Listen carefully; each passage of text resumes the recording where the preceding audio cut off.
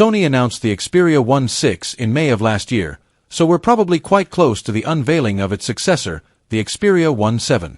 This has now seemingly been certified in Taiwan by the NCC, a process which has revealed the following live images of the device. The phone will apparently be offered in at least 3 colorways: black, navy green, it looks like machine translation failed here, and purple for the first time since the Xperia 1.4. The phone, unsurprisingly, for Sony at least, looks a lot like its predecessor, just as the leaked CAD-based renders from earlier this month predicted it would. Interestingly, an earlier rumor claimed all 3 rear cameras will have XMRT sensors, but the same exact sensor sizes and resolution as the Xperia 1.6, a 52MP, 48MP effective main camera, a 12MP ultra-wide, and a 12MP telephoto.